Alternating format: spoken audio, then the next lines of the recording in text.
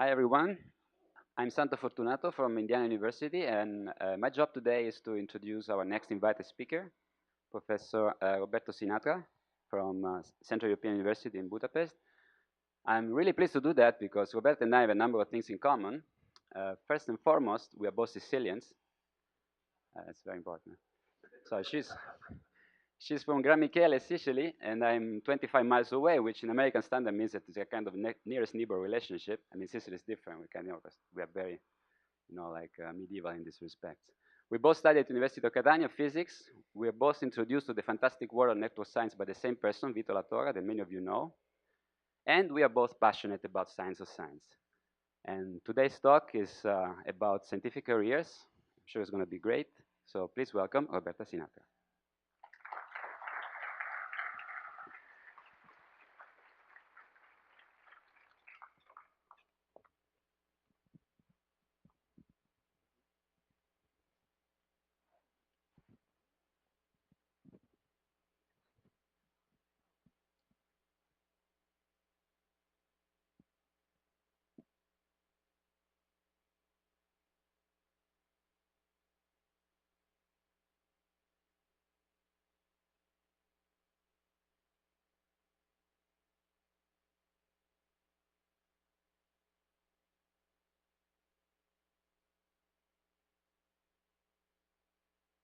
Can you hear me?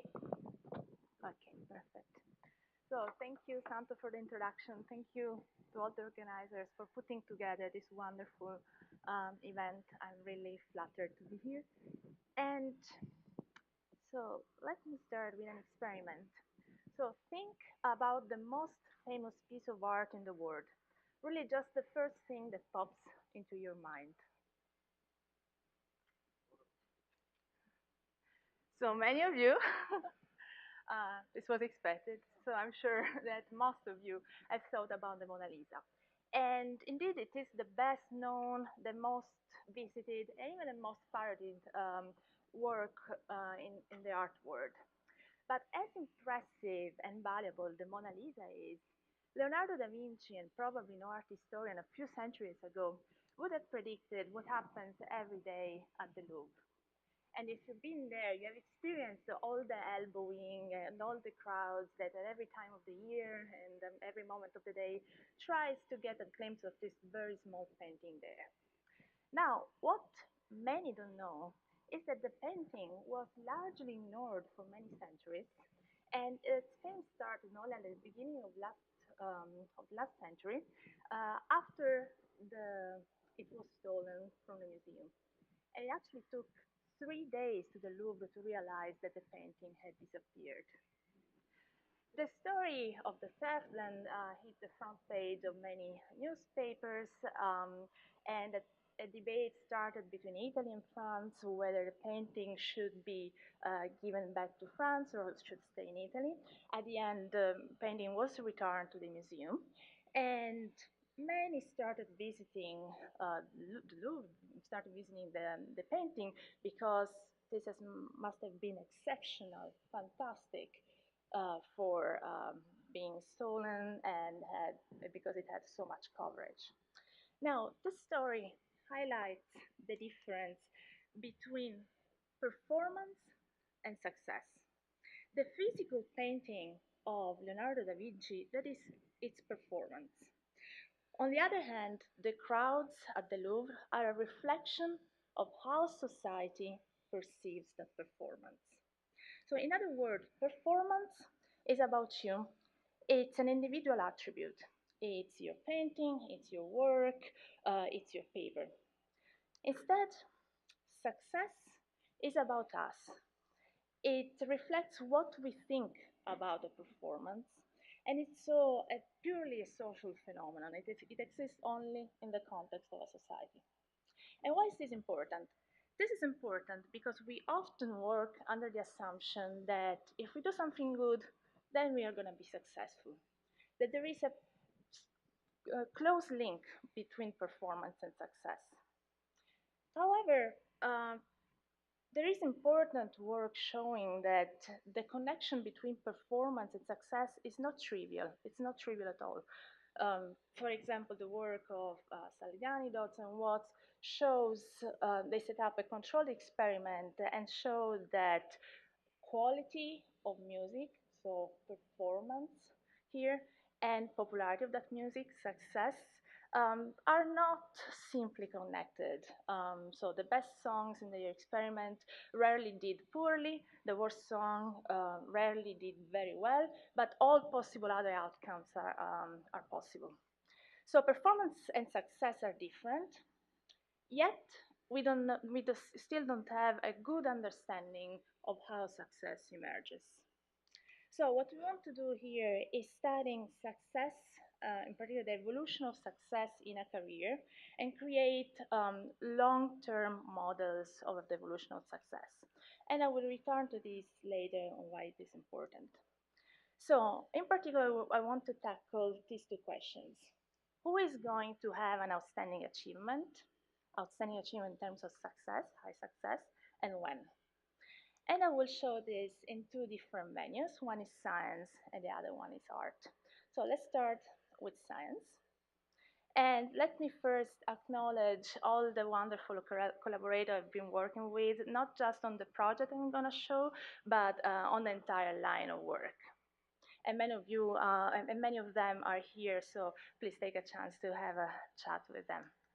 So we want to tackle the questions in a rigorous and data-driven way, and we use two data sets that are very different in nature. One is provided by the American Physical Society, so it's focused on one discipline, physics, but it's highly longitudinal. It spans over more than 100 years. The other data set comes from a combination of Google Scholar and Web of Knowledge data. It's biased towards the last 20, 30 years, but it covers 6 different disciplines. All the findings that I show you are the same, regardless of the data set, and despite the data sets are so different. So what we can do with this data is reconstructing the career of a scientist. And by career, I mean something like this. So each dot here is a paper of Kenneth Wilson, and the first dot, the 0, corresponds to the first paper that Wilson published. The height of the dot is the success, a proxy of the success that that paper got in the scientific community, quantified with citation. So it's impact of that paper in the scientific community. We can use different measures, normalized in different ways using ranking.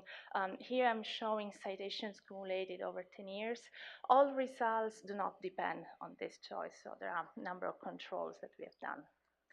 And we can identify immediately the highest impact paper in the case of Kenneth Wilson. It's that one with the star, it's his hit. And we are interested to understand when scientists do their highest, when they publish their highest impact work. So we're interested in the T-star moment of a scientist and the magnitude of the impact of that work. So the first thing that we do is measuring the time of when the highest impact work occurs. So we take all scientists, regardless of their impact, so all the scientists present in the data set, identify their hit and the year of their hit, and then measure the frequency that the best paper occurs the first year, the second year, and so on. And consistently with a stream of literature, we find that the probability is higher early in a career and then decays afterwards. However, we also know that scientists tend to publish papers at different pace during their career. So the question is, how much of this result is induced by the fact that scientists have different productivity patterns? Or in other words, what was the expectation for this curve? So to answer this question, what we have to do is creating a randomized model of careers. And the random model here is we keep productivity as it is, so we keep the points on the x-axis where they are. We just reshuffle impact. So we reshuffle what is on the y-axis. So in a random model, the highest impact paper could end up to be the first paper, the second paper, or the last paper. And we do this many times for all the scientists in the data set. Then, if we repeat the same measurement as we did, something surprising happens. We find that there is no difference whatsoever between the data and the randomized model, which means that if a scientist is more likely to, is more productive in that certain time window, if just by chance the highest impact paper will occur in that time window. So this specific shape is just induced by the fact that we have different productivity patterns. And don't take the shape too seriously. So, meaning that if we take a different sample of scientists, a different discipline, that shape can change. However, whatever, if we take other samples, other disciplines, we find always no difference between the data and the null model. So the specific peak changes, but these are just productivity patterns.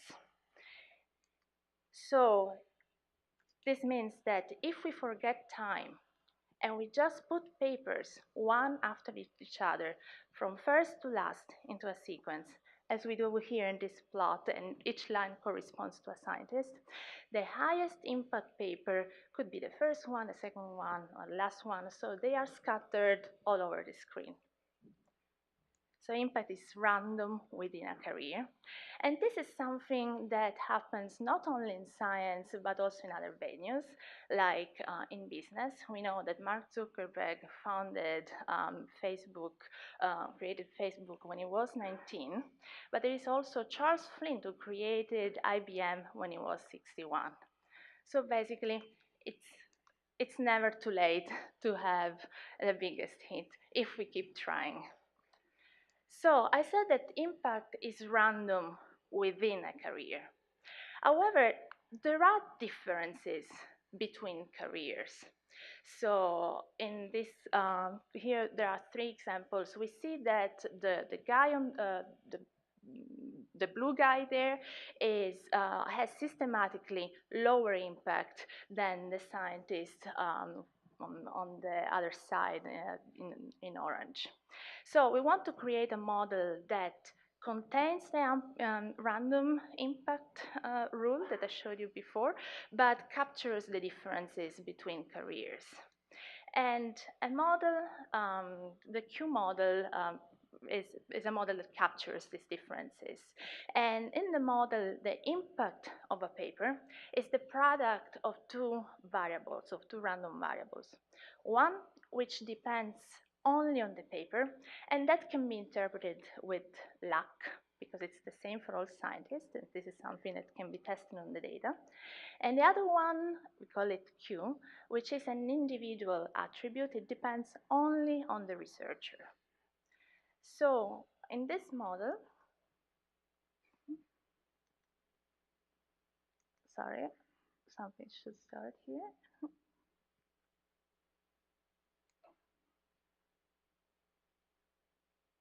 Okay, started.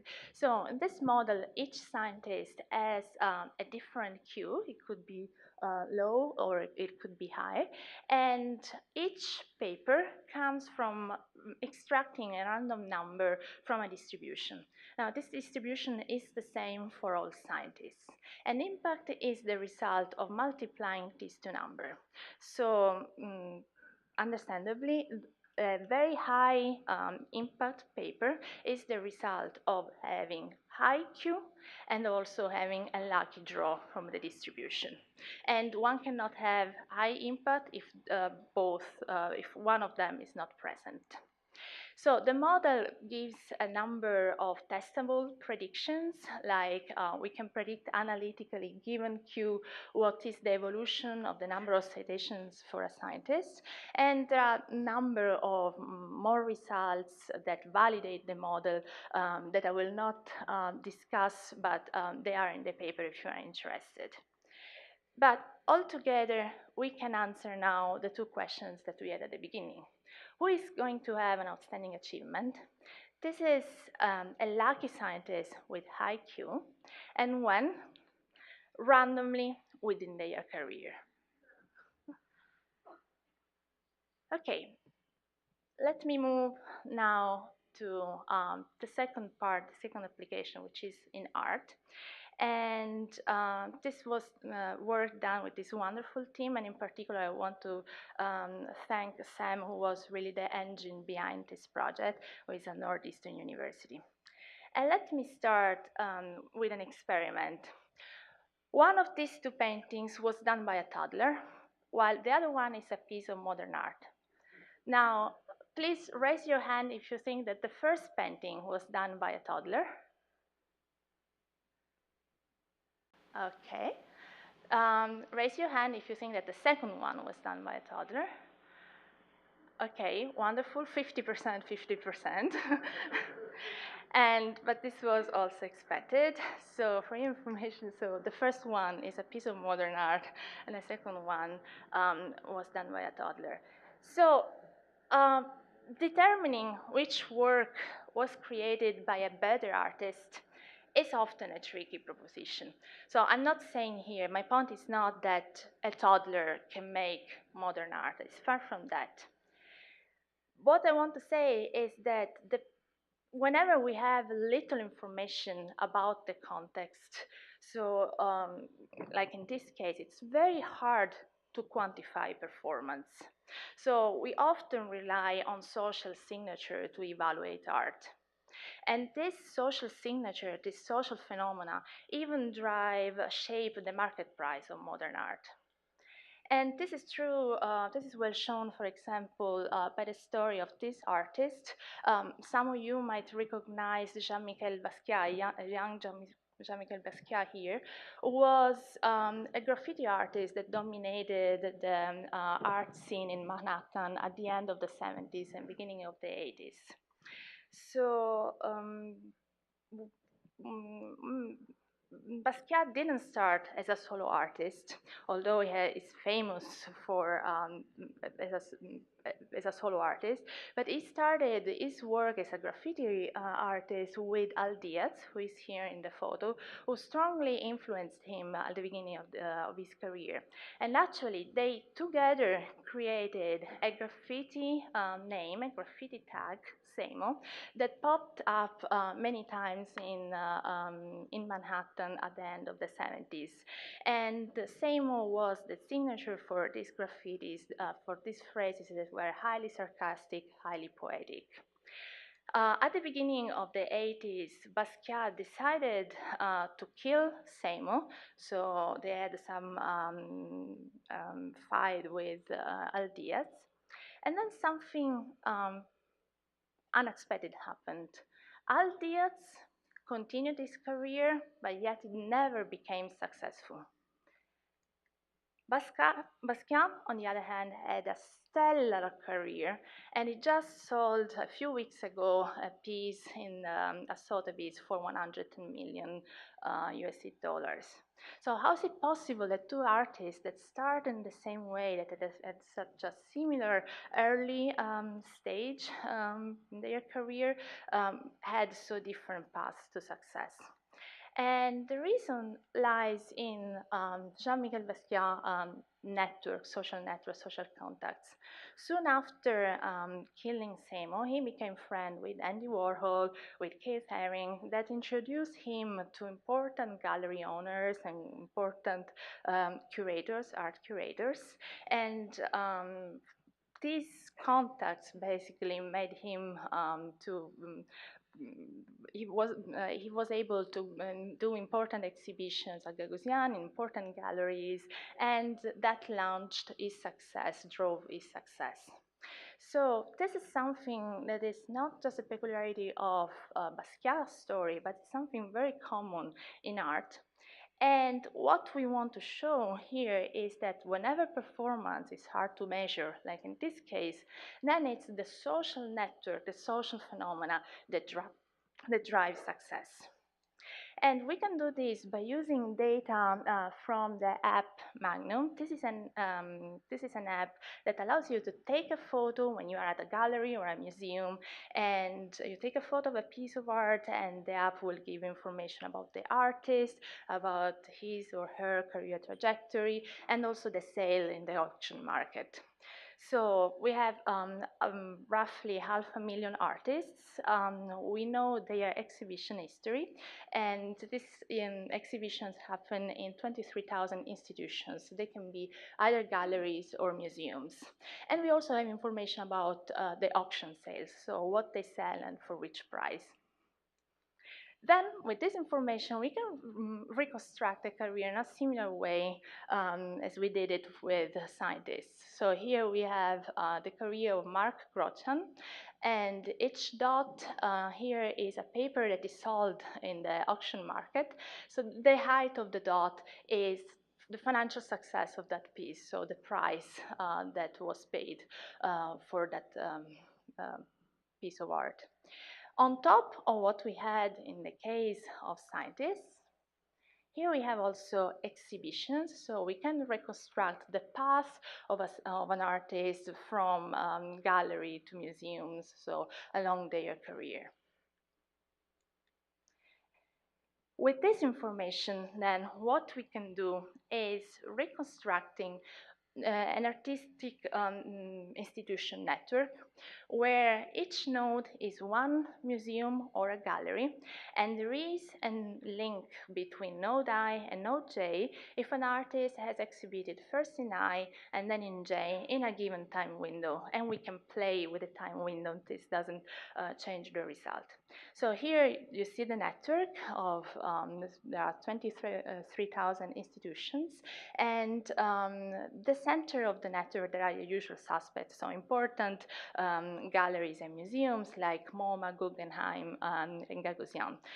The size of the dot is the eigenvector centrality of this node. Oh, and the network is weighted and directed. So why are we interested in centrality measures of the institutions? Because the topology of this network, so the centrality of a node in this network, very well correlates with other measures of prestige of an institution, like with number of sales that artists did in that institution, or with the grade that experts give to each gallery and to each museum. So in this way, we can assess a ranking within institutions, we can create a prestige ranking, and we will see why this is important and what kind of insights we get from this. But first thing that we want to see is understanding how the career of an artist evolves and how an artist moves in this network.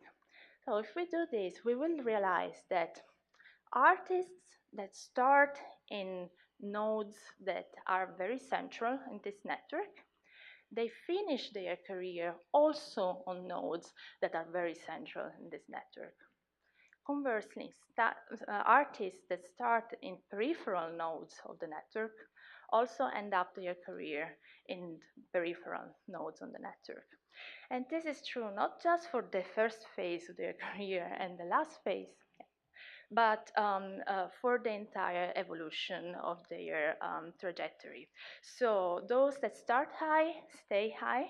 Those that start low occasionally can hit high prestige institutions, but in general tend to stay low. So the prestige of an artistic career increases in general, but if you see there in that plot, the last point of those that start low is much lower than those that start high. So bottom line is that there is a very strong dependence on the initial condition. So where you start matters really a lot.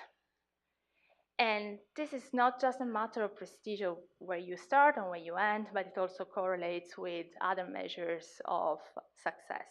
So if you start low, you tend to sell less at in the auction market. If you start high, you sell much more. And this is true also for number of exhibitions, for number of acquisitions at a museum, for a lot, for many more success measures. So one could say, okay, but this is trivial, right? We have that the institutions tend to form communities, so the important institutions are connected to important institutions, so it's normal that we have artists grouped, that their career is different based on what they start.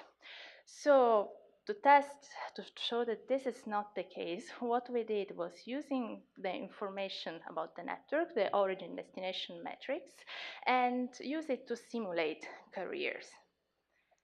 And if we do this, we see that all careers, regardless of initial prestige, converge to the same point.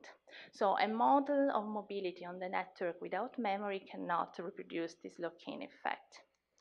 And I won't go into the details, but let me say that a model with memory that takes into account all the previous history in terms of prestige, such a model instead with a memory will reproduce the lock-in effect. So memory is needed to understand the evolution of the artistic careers. So going to our questions. Who is going to have an outstanding achievement?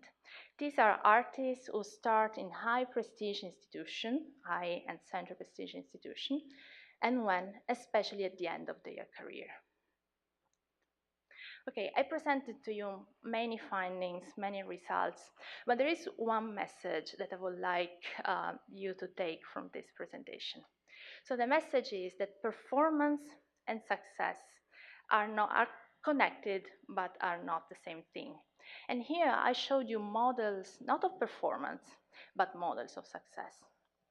And I'm stressing this because we increasingly tend to measure success, and for a reason, because we have a lot of social data around us, and it's much easier to measure success rather than performance.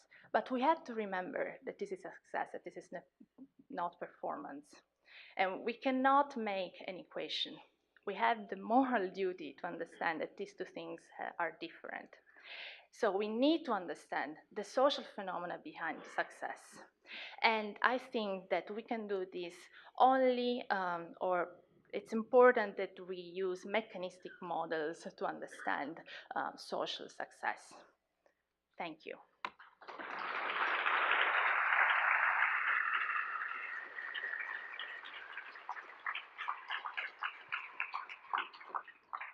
Okay, I guess, yeah. Want to tell me something or is a question? Right. So science is a team activity, and but your model kind of completely decouple like individual scientists. So how this Q value combines or interact? Mm-hmm. Yeah, so I didn't show here that there are ways to control for team effect, like by rescaling impact, essentially. So, and that for the evolution of success, it's not a problem. So you just get a different share based on the team. One thing that I didn't say here is that we have different disciplines, but you cannot compare disciplines between themselves. And we know that there are disciplines like mathematics where there is mainly solo author, and disciplines instead where you have a team. So there is probably a team effect in the Q factor, and this is why I always very cautious saying you cannot take mathematics and another discipline and compare them. So in that respect, we need to do more work to create a conversion scheme. Hi. Do you think the second part for art was more appropriate also for the first part in publications and especially so in network science? when some people can actually publish PRE papers in bigger journals, where the P is not as normal as it sounds. It's not a random variable. It is, but it has certain individual quality biases or something.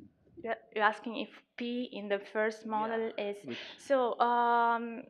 No, actually, that P we can show it with the data that is equally distributed. So as it's the same distribution for all scientists. So there is no coupling between productivity or Q and that distribution. So it means that really everyone extracts a number from that distribution. So if there are some factors that are exogenous somehow, I want to be politically correct here, but I don't know, gender effect or a school effect or some other effect, that has to be reflected in Q. So more work then can be done to see the different contributions to Q. Where does Q come from? But as regards P, that is equally distributed for everyone. Doesn't change. And you can have prediction based on this assumption, then validate the prediction. And if the predictions are true, I mean, you have to want us to believe that. There is time just for one last question, but Roberta is here, so we can ask her also. Mm-hmm.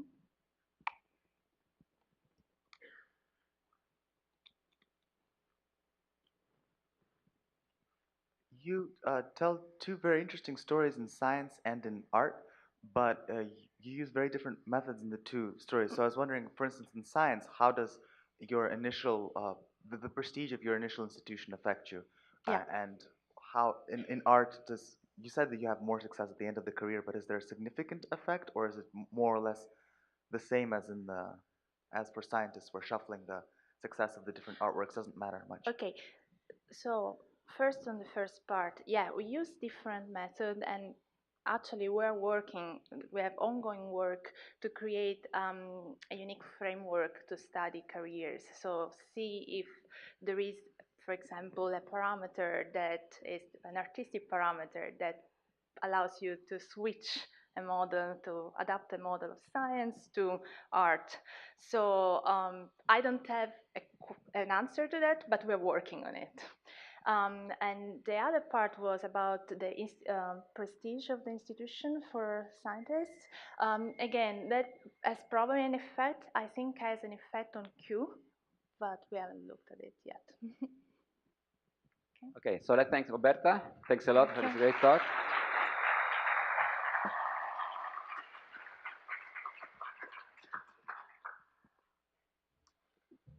Good morning. My name is Filippo Radicchio. I'm from Indiana University.